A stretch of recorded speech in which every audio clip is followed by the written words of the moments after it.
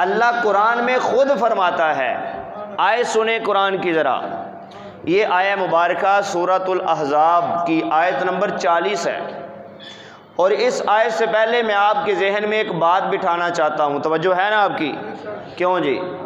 آج کے اس دور کا یہ بڑا عظیم فتنہ ہے، بولنے والے مسلمان جن کو پیسے، رشوتیں اور تھوڑی سی لالچیں دے کر ان کو جناب والا ان کے مسلک سے، مذہب سے ہٹا دیا جاتا ہے، اور اس کی نسلوں کی بھی پرورش کرنے کے وعدے کر لیے جاتے ہیں، لیکن الحمدللہ ثم الحمدللہ اہل سنت میں سے ہر بندہ یہ سمجھتا ہے کہ اس کے لیے سب سے بڑی دولت دولت ایمان ہے۔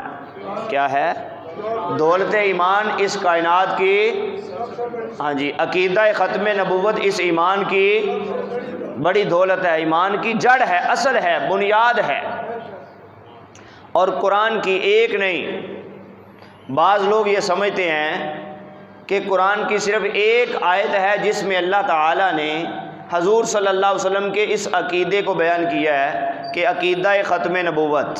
کیا عقیدہ ہے ہمارا؟ الحمدللہ ختم نبوت، عقیدہ ختم نبوت۔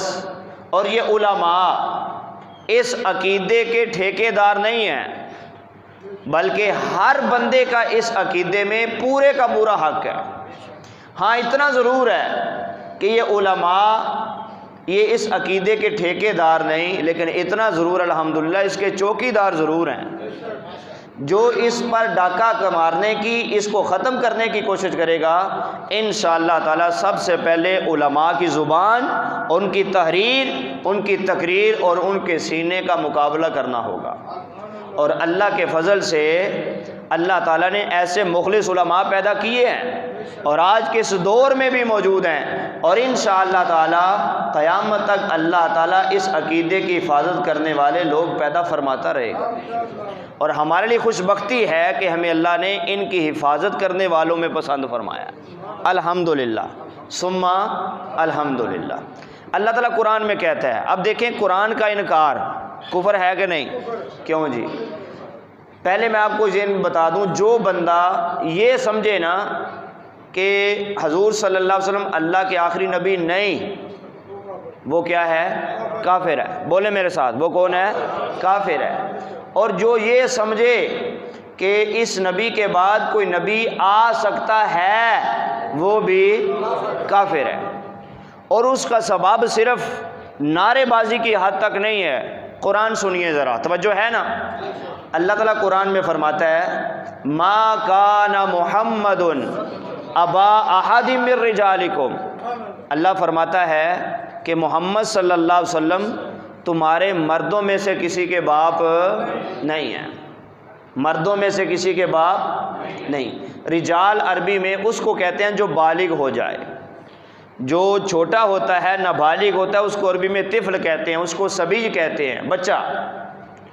اللہ کے نبی صلی اللہ علیہ وسلم کے بچوں کے باپ ہیں، 4 بچوں کے باپ ہیں، لیکن مرد کے باپ یعنی کسی آپ صلی اللہ علیہ وسلم کا کوئی بیٹا بھی بالغ نہیں ہوا۔